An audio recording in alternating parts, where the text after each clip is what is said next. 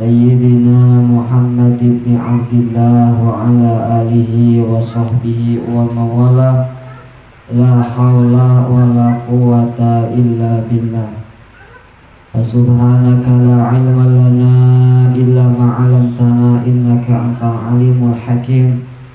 Fa ya rabbi israh li sadri wa yassir li amri wahlul 'uqdatam min lisani yafqahu qawli. Amma ba'du. Faqad qala Allah ta'ala fi kitabihil karim wa huwa asdaqul qailin. A'udzu billahi minasy syaithanir rajim. Bismillahirrahmanirrahim. Ya ayyuhalladzina amanu taqullaha haqqa tuqatih wa la tamutunna illa wa antum muslimun. Al-ayah wa ma'na wallahu a'lam bi muradih. Wa qala Rasulullah sallallahu alaihi wasallam, ma yuridillahu bihi khairan yufaqihu fiddin. Sadaqallahul azim wa sadaqa rasuluhun nabiyul habibul karim. Wa nahnu ala dhalika minasyahidin wa syakirin. Walhamdulillahi rabbil alamin. Yang sama-sama kita hormati dan mudah-mudahan Allah muliakan segenap para jamaah ibu-ibu Majelis Ta'lim An-Nur yang mudah-mudahan selalu ada dalam ridhonya Allah Subhanahu wa ta'ala, diberkahkan umurnya, diberkahkan rezekinya, diberkahkan ilmunya, dijadikan keluarganya sakinah mawaddah warahmah, keturunannya soleh dan soleha, amin ya Allah ya rabbal alamin. Segala puji bagi Allah Subhanahu wa ta'ala bahwasanya pagi hari ini qudrat dan iradah Allah kita semua masih bisa berkumpul bermuajahah dalam rangka ta'ziman wa takriman fi thalabil ilmi. Mudah-mudahan segenap langkah kita dari rumahnya masing-masing senantiasa Allah jadikan langkah yang penuh rahmat, langkah yang penuh ampunan, langkah yang penuh ridhonya Allah Subhanahu wa taala. Amin ya rabbal alamin. Salawat teriring salam semoga selamanya terlimpah dan tercurah kepada junjungan kita Nabi besar Muhammad sallallahu alaihi wasallam, kepada keluarganya, para sahabatnya, para tabi'in atau tabi'in, hingga kepada kita selaku umatnya. Mudah-mudahan kelak mendapatkan syafaatnya. Amin ya rabbal alamin. Ibu jamaah yang dimuliakan oleh Allah Subhanahu wa taala, alhamdulillah tak terasa kita sudah memasuki Ramadan hari ke 20. Alhamdulillahirabbil alamin. Berlagi kita memasuki 10 hari terakhir Itsku minan narnya Allah, pembebasan, yaitu siksa api neraka. Allah membebaskan bagi orang-orang yang beribadah di 10 akhir bulan Ramadan. Bahkan 10 akhir Ramadan ini merupakan adalah di mana akan ada satu malam yang paling mulia, yaitu Lailatul Qadar. Mudah-mudahan dengan kita continue istiqomah dari hari pertama awal Ramadan sampai terakhir, pas di Lailatul Qadar kita mendapatkan keberkahan daripada Lailatul Qadar. Amin ya Allah ya rabbal alamin. Kita lanjutkan saja pembahasan kita. Bismillahirrahmanirrahim. Qala mu'allifur rahimahullahu ta'ala wa nafa'ana bi wa bidarain amin. Kemarin keberapa Bu? Syarat sholat yang ke ininya apa, baca surah Al-Fatihah syaratnya ke-8 ya? 7 ya. Kemarin yang ke-7 adalah membaca suratul Fatihah dengan menggunakan bahasa Arab. Wasaminu ya. Dan yang ke-8 iku ada mukiraatin, tidak membaca ya, suratul Fatihah bisyadzati, dengan membaca qiraat yang syadz, al-mughayyirati, yang merubah, lil makna, kepada makna. Jadi yang ke-8 adalah tidak membaca Al-Fatihah dengan qiraat yang syadz. Apa sih qiraat yang syadz itu? Qiraat yang ganjil, qiraat yang tidak lumrah dipakai, qiraat yang awam. Maka kita baca suratul Fatihah, gunakanlah qiraat yang umum ya, diantaranya qiraat sab'ah. Jangan keluar dari qiraat yang 7, diantaranya Imam Asy, Imam Hafiz dan lain sebagainya. Dan al-mughayyirati, yang dapat merubah, lil makna, kepada makna. Jadi jangan sampai kita membaca suratul Fatihah dengan qiraat yang ganjil, yang tidak umum, sehingga menjadikan bacaan tersebut merubah terhadap makna ayat-ayat dari suratul Fatihah. Sebab kalau bacanya tidak sesuai, maka merubah arti. Merubah arti bisa merubah makna. Beda makna, beda arti, ya beda kalimat. Itu yang ke-8. Kemudian syarat yang ke-9, watasi'u ya. Syarat kaping 9 iku ada musharifi ya. Tidak ada yang memalingkan terhadap suratul Fatihah. Syarif itu mengolah, memalingkan. Apa maksudnya? Ini keterangannya, falau atisa maka lamun bersin si wong atau musolli, orang yang sholat, fahamidallah maka membaca alhamdulillah, lam yasih maka ora sah, tidak sah. Opo albinau meneruskan Fatihah alaihi atas Fatihah, walazamahu lan wajib opo istinafuha mengulangi bacaan Fatihah. Apa maksudnya? Tadi yang ke-9, tidak boleh seseorang yang musolli, orang yang sholat, memalingkan dari bacaan suratul Fatihah. Contohnya seperti apa? Falau atisa fahamidallahi ta'ala, seandainya orang tersebut bersin sunnah baca apa bu? Alhamdulillah. Yang dengar kebalik ya? Ya. Baca alhamdulillah yarhamu Allah. Maka ketika kita baca suratul Fatihah, ya, apalagi sekarang nih, ya cuaca mudah berubah, kadang gerimis, kadang enggak, kadang bersin kan lagi sholat. Nah, kalau itu bersinnya diselang pakai alhamdulillah, maka lam yasih tidak sah. Apa? Apa albinau meneruskan bacaan suratul Fatihah. Contoh gini, ibu baru sampai iyyaka na'budu wa iyyaka nasta'in. Kan keselang tuh, terus kemudian kita baca alhamdulillah. Maka itu kita nggak boleh terusin, harus diulang dari awal karena terpotong dengan alhamdulillah. Jadi kalau terpotong nggak boleh. Maka di sini keterangannya walazimahu wajib istinafuha. Apa yang wajib? Memulai kembali membaca suratul Fatihah. Berarti dari awal, dari mana? Dari bismillah. Enggak, kalau nggak baca mah. Ya, kalau baca baru ya ulang.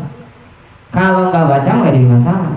Hadis udah selesai kan? Itu mah apa? Ujur syar'i, tidak bisa ditolak-tolak. Masa mau bersin ditahan? Ya, nggak bisa. Nah itu nggak apa-apa kalau nggak baca alhamdulillah. Sebab apa? Kemarin baca suratul Fatihah tidak boleh terselang oleh zikir yang lain. Walaupun zikirnya ya alhamdulillah masih suratul Fatihah sebenarnya, tapi nggak boleh terserang zikir karena di situ membacanya karena zikir, membacanya karena doa. Itu yang ke-9. Syarat yang ke-9 membaca suratul Fatihah.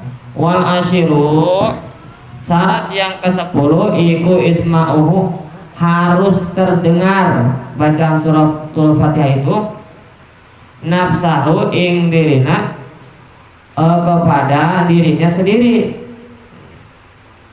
Jadi yang ke-10 harus terdengar baca suratul Fatihah itu akan dirinya sendiri. Apa yang terdengar? Li jami'i hurufiha, maring sakabeh pira-pira huruf suratul Fatihah.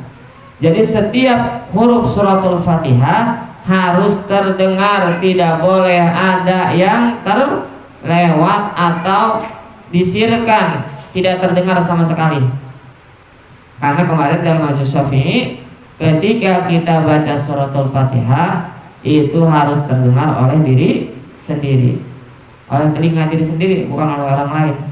Apalagi sholatnya yang bangsa sir, yang bangsa tidak zahir, tidak terdengar, tidak zahar. Itu harus semua terdengar huruf suratul Fatihah.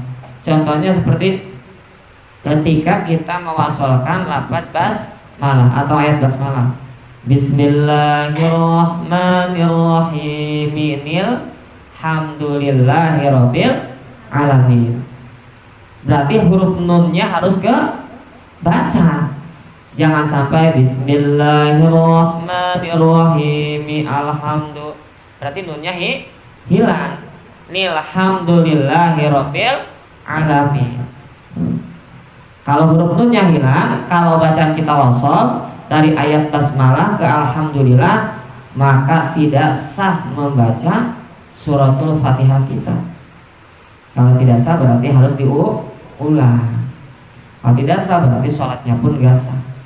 Maka di sini harus terdengar oleh diri sendiri seluruh nizami hurufiha, seluruh daripada huruf suratul Fatihah. Berapa Bu? Huruf suratul Fatihah kemarin? 114, seperti jumlahnya surah di dalam Al-Quran. Pantas saja bahwasanya Al-Fatihah itu mencakup seluruh daripada makna di dalam Al-Quran, karena ayatnya hurufnya pun ada 114 huruf. Itu pun terdengar oleh telinganya sendiri. Ada syarat lagi, ingkana ya yentaono ya si musoli, jika ada si musoli iku sahih sam'i ya, pendengarannya normal. Jadi kalau bismillahirrahmanirrahim, alhamdulillahirabbil alamin, arrahman. Nah, itu terdengar oleh diri sendiri. Kalau yang sholatnya itu telinganya enggak budi. Apa budi? Budi dikit. Ya, kalau budek mah, kalau enggak mendengar mah enggak. Ya. Walamani dan tidak ada yang menghalangi. Karena ada penyakit atau jarang bersihin tai kupingnya segede sukro. Ya. Jadi enggak kedengar oleh diri sendiri. Itu enggak jadi masalah. Ya. Ini dikhususkan bagi orang yang pendengarannya normal, maka membaca suratul Fatihah itu harus terdengar oleh diri sendiri seluruh daripada huruf-huruf suratul Fatihah yang jumlahnya 114 huruf. Yang ke-10, yang ke-11. Yang ke-11. Ini terakhir ya, 11 syarat kemarin. Wal hadi asyara lan kaping 11 iqauha numibakeun bijami hurufiha kalawan sakabeh huruf suratul Fatihah badal qiyami sawise ngadeg al wajibi kang wajib. Yang ke-11 adalah melakukan atau bahasa kerennya mah merealisasikan ya, merealisasikan bijami hurufiha semua huruf suratul Fatihah ba'dal qiyami wajibi. Ba'da itu sesudah, qiyam itu berdiri, al wajibi yang wajib. Sesudah berdiri yang wajib, artinya berdiri yang rukun. Jadi kesimpulannya yang ke-11 adalah harus membaca suratul Fatihah dengan hurufnya ketika sudah berdiri tegak atau berdiri yang wajib. Jadi kalau masih dalam keadaan nggak berdiri, tidak sah baca suratul Fatihah. Contoh, kita habis rakaat yang pertama, bangun kan Bu ya, Allahu Akbar, bangun. Contoh misalnya kita ruku, Allahu Akbar, baru segini karena pengen cepat baca suratul Fatihah, sudah mulai baca suratul Fatihah, maka nggak sah tuh baca suratul Fatihahnya.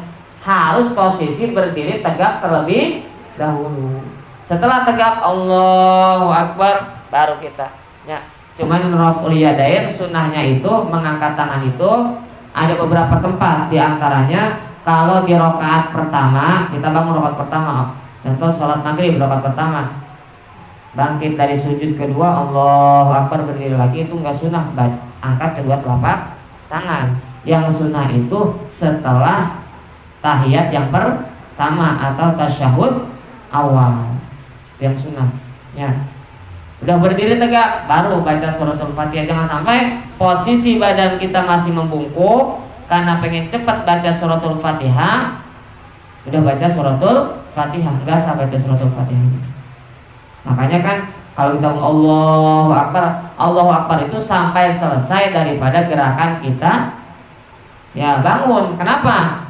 Karena itu takbirnya adalah takbir intiqal, bukan takbir takbiratul ihram.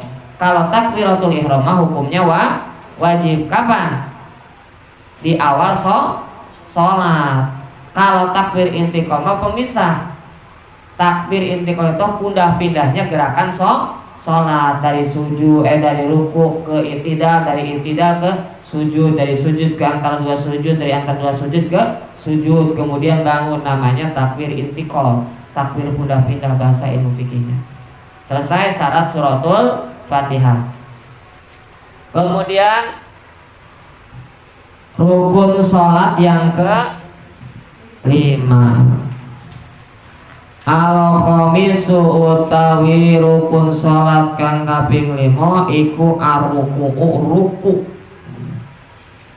Jadi ruku itu rukun sholat.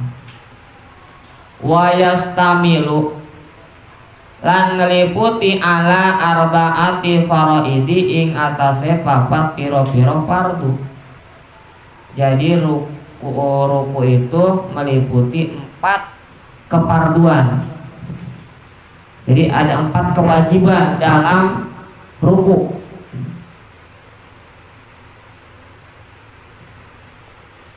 Empat kefarduan.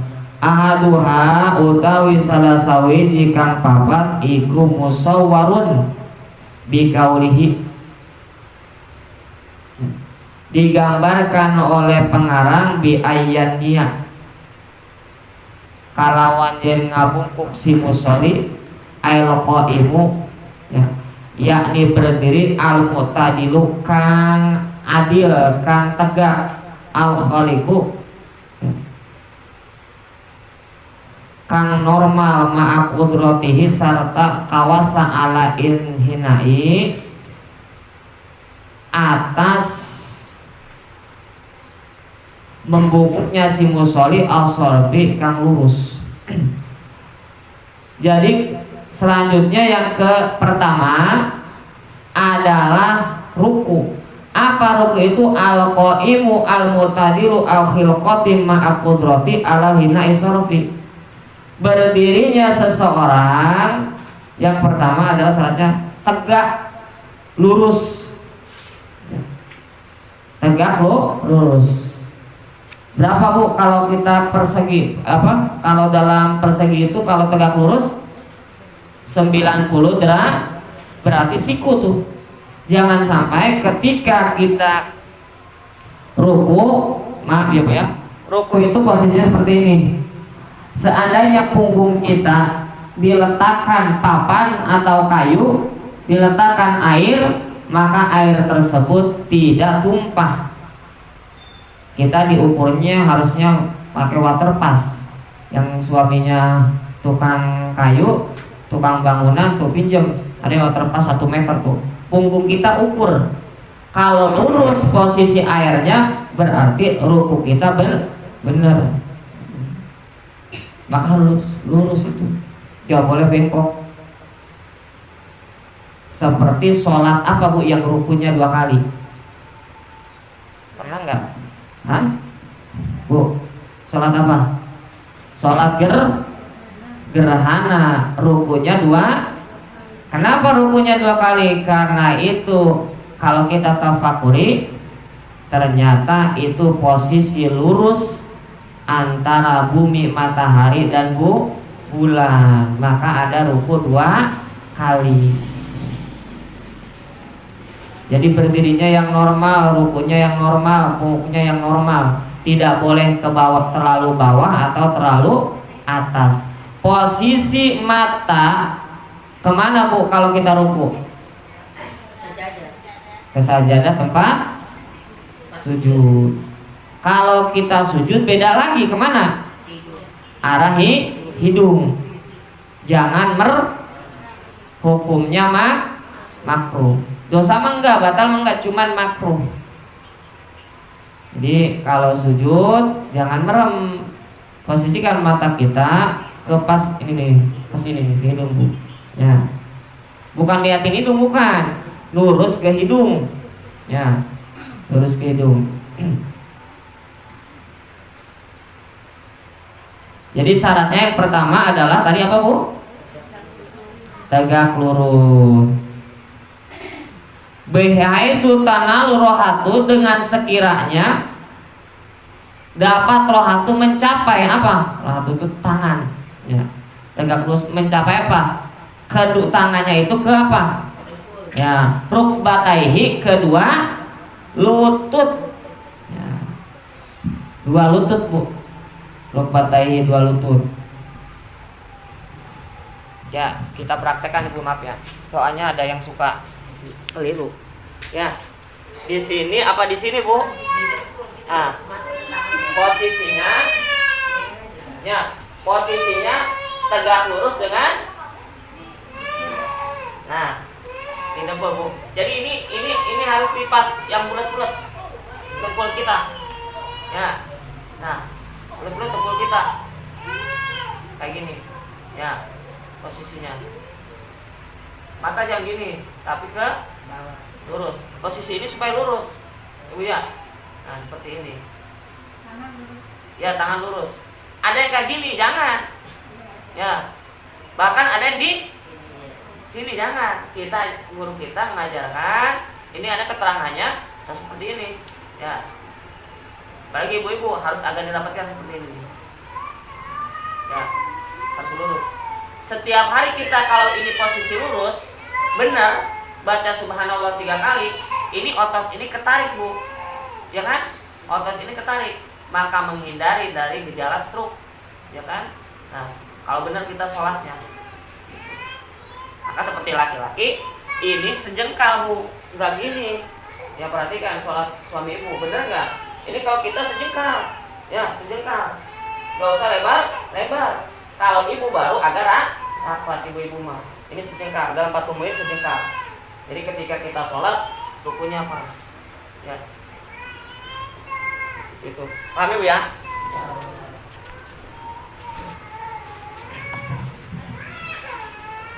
Wasaniha, dan yang kedua dari apa? Syarat keparduan ruku adalah illam yakdir, jika tidak mampu alal ihni'ai, membungkuknya, al-sorfi, badannya membungkuk secara tegak lurus, liwaja'i illa bimu'inin lahu alaihi, karena sakit, illa bimu'inin, kecuali dengan alat bantu baginya melakukan ruku. Tuh di sini keterangannya, kalau misalkan orang nggak mampu, boleh pakai alat bantu rukunya. Apa, Bu, alat bantu ruku? Mungkin pakai kalau alat bantu orang dulu itu habis melahirin pakai apa, Bu? Hah? Kayak angkin ya? Iya. Misalkan kalau rukunya ketarik takut sakit, bisa pakai angkin dibantu cenah. Ya. Atau lau i'timadin ala syai'in, atau boleh i'timad itu bersandar ala syai'in, atas sesuatu. Boleh bersandar kepada sesuatu. Tak, kalau pengen rukunya sesuai dengan aturan, yaitu tegak lurus. Itu saking seperti itunya. Tapi au bi ayanhiya, ya, atau dengan mengukuhkan ala siqhi, kepada bagian tubuh sebelahnya, ke kanan ke kiri, kiri ke kanan, boleh. Maksudnya kiri ke kanan, kanan ke kiri gimana? Maksudnya kalau seandainya orang tersebut ada rusuh itu keringanan, maka boleh orang ruku. Ya, maaf Ibu ya. Kan tadi posisinya syaratnya harus tegak lurus. Sedangkan di antara satu kanan atau kiri itu dalam posisi nggak sehat, maka boleh memiringkan ke kiri dan ke kanan. Boleh. Atau ke sini. Ibu kuatnya ke sini, karena kalau gini mah posisi nggak kuat satunya, dua-duanya menopang, maka boleh ke ini, boleh. Ya. Asal posisi ininya tegak lurus. Ya. Posisi ini pas tegak lurus, kalau ini rata, kalau gini tegak lurusnya benar gitu. Ya. Boleh ke kanan, boleh ke kiri. Seandainya ini tidak kuat menopang. Kalau dua-duanya ke kiri nggak bisa, ke kanan nggak bisa, itu mah berarti harus pakai isyarat. Ruku seperti orang yang rukunya adalah ya rukunya nggak bisa seperti orang sholat di kursi roda atau sholatnya sambil duduk. Itu kan rukunya cuma gini, sujudnya gini, seperti itu. Semakin sujud berarti paling bawah, ruku agak tinggi, ya berdiri tegak seperti itu. Itu sholat orang yang ada rusuh, ada keringanan, ada cacat lah seperti itu. Kemudian yang wasali suha dan yang ketiga kewajiban ruku. In ajaja, jika tidak mampu anil inhinai untuk membungkuk au mahina idin, maka disyaratkan bisabab bibasorihi, matanya min qiyamin nawa, ya min qiyamin nawa, dan dia berniat dengan hatinya bidzalikal imai ruku, dengan syarat ya seakan-akan melakukan ruku. Jadi kesimpulannya gini Bu, jika tidak mampu untuk membungkukkan badan, maka dia niat ruku dengan mata seperti rukunya orang biasa gitu ya. Jadi yang ketiga syaratnya ya, jika seseorang tidak mampu untuk ruku, maka dia harus berniat. Tuh. Kalau nggak niat berarti nggak sah nih.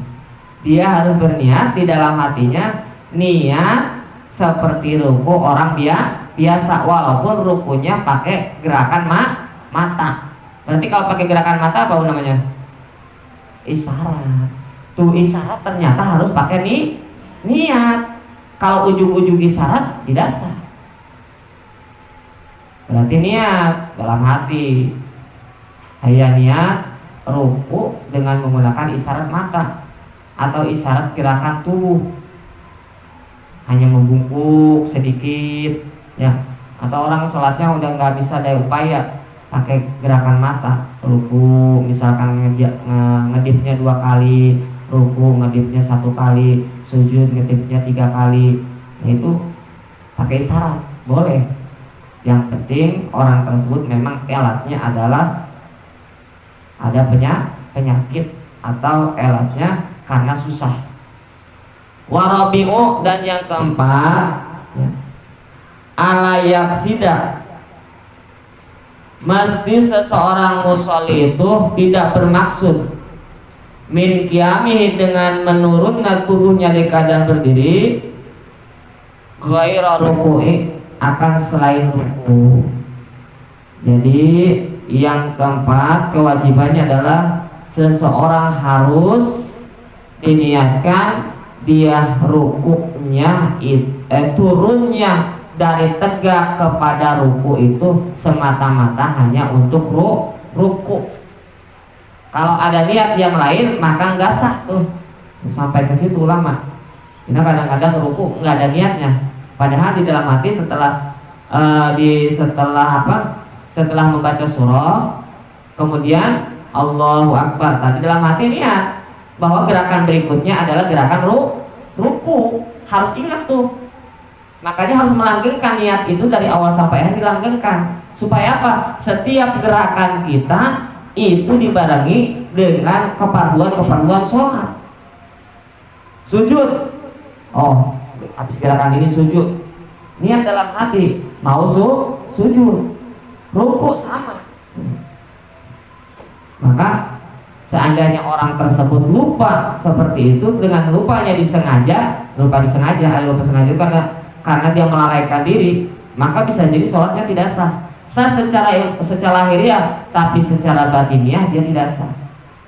Karena dia tidak melanggengkan niat. Makanya dalam wudu, dalam sholat kita harus melanggengkan niat. Apa melanggengkan? Apa ya bahasa Indonesia melanggengkan apa? Menetapkan niat kita dari awal sampai akhir, jangan sampai terputus niat itu. Karena kan orang diganjar itu niatul mukminin khairum min amali. Kemudian inamal a'malu Biniyah, segala sesuatu itu tergantung niatnya. Maka kita kalau mau sujud ingat tuh dalam hati, ingat mau sujud. Ketika ruku juga ingat ruku, ingat ruku.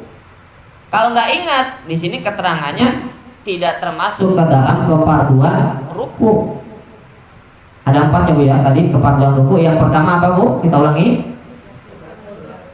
Tegak lurus. Yang kedua,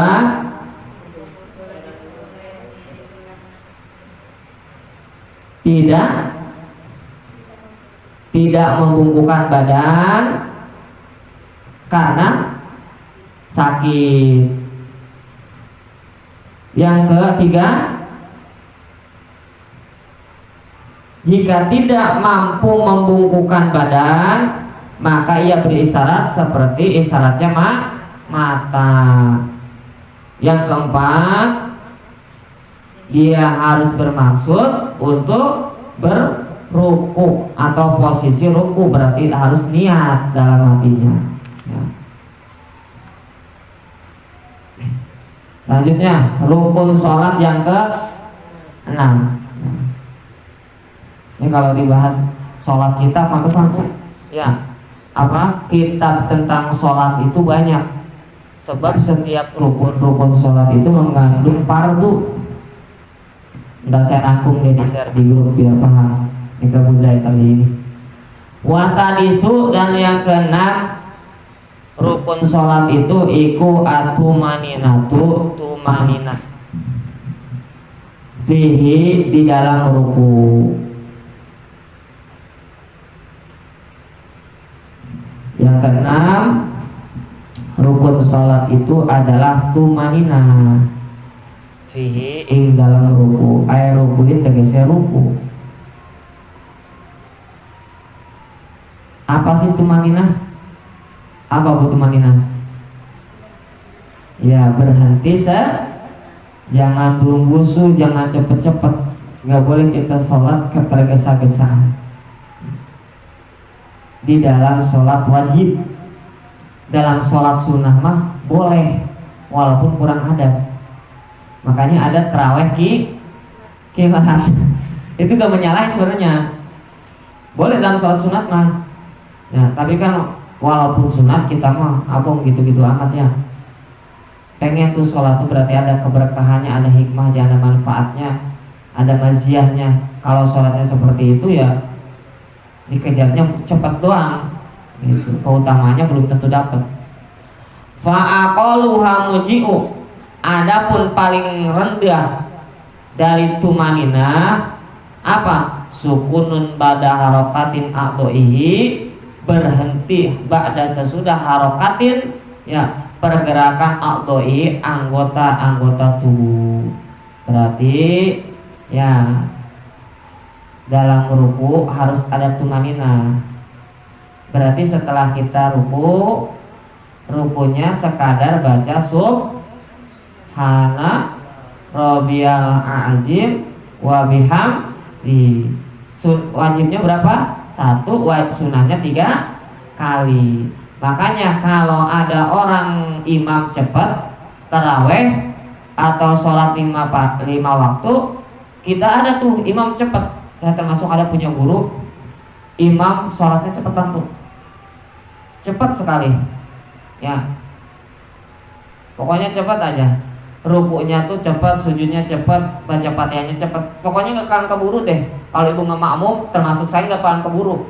Dia mau udah dapat 3 rakaat, saya mah baru 1 rakaat udah batal ya. Berjamaahnya cepet. Nah, bisa jadi kalau ditanya mungkin bacaannya cuma 1 kali, bahkan bacanya nggak sampai tuntas. Subhanallah doang, bisa jadi. Seperti taraweh, sami Allah liman hamidah. Harusnya kan bacanya apa bu? Robbana walakal hamdu. Apa? Robbana lakal hamdu milus samawati wa mil ardi wa mil ma syi'ta min syai'in ba'du. Kan panjang, tapi kok imam cepet banget. Ya, enggak nyampe. Saya kan paling kayak Robbana lakal ham gitu doang.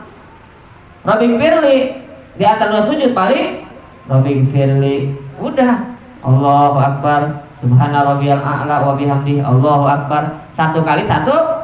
Sah nggak sholatnya? Sah, Bu.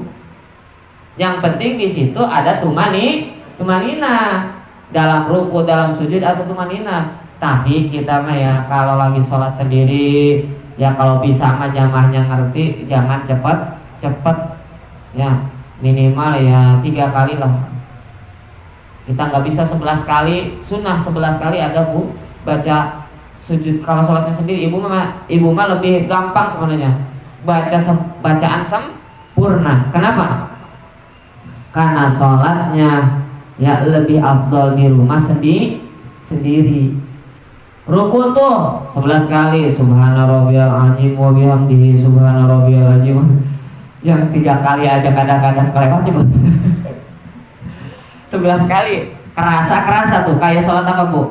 Kayak sholat tasbih. Nih Bu, mulai dari malam sekarang nih 21 nih ya, mulai sholat tasbih ya. Witirnya kayaknya 3 jadi 11, tambahin tuh ya. Kalau pesantren saya di Paparean biasanya kalau lagi sholat di sana, kalau udah tanggal 21 ke sana itu ditambah yang witirnya 3 jadi 11, ditambah sholat tasbih. Jadi sholat tarawihnya sampai jam 11 malam ya. Sholat tasbih berapa, Bu?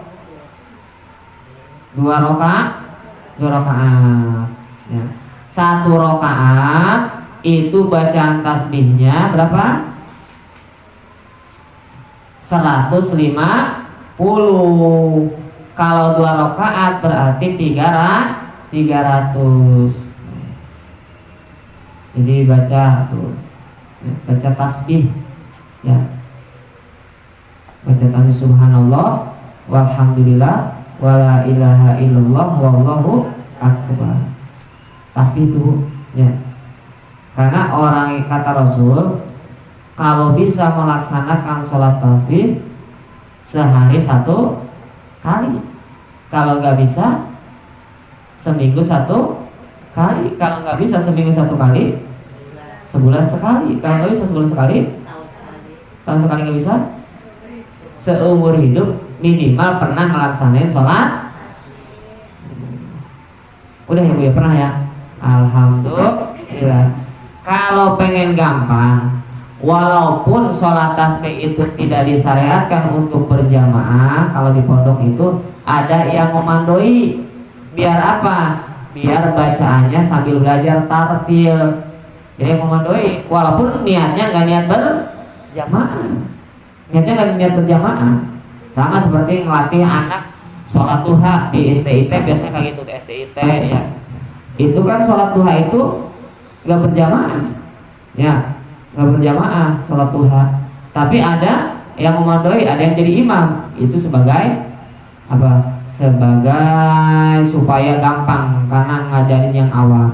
Ya apa-apa, bisa tuh praktek. Ibu-ibu ya, malam ini malam ke-21 mari kita sholat tasbih berjamaah ya, tapi niatnya masih sholat tasbih ya. Kira-kira bisa nggak, Bu? Insya Allah. Kalau diniatkan apa sih nggak bisa, Bu? Ya, kita bangun sholat tahajud di bulan-bulan biasa ya susah, tapi di bulan Ramadan susah. Alhamdulillah, bangun aja, bangun di bulan-bulan biasa bangun ya susah, tapi di bulan Ramadan pas jam 3 jam 2 mata melek, udah karena udah terbiasa ya. Sahur, kalau nggak sahur ya lapar ntar. Mau nggak mau ya.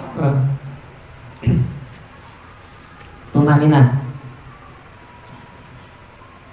Nah, di sini tumanina diterangkan biqadri subhanallah, dengan sekadar membaca subhanallah. Pendek apa panjang? Pendek. Termasuk napas setelah kita baca suratul Fatihah. Baina amin ya, dengan surah yang lain kita sunnah berhenti. Waladhdallin. Kemudian Amin. Berhenti dulu, minimal tarik nafas atau sekadar baca subhanallah.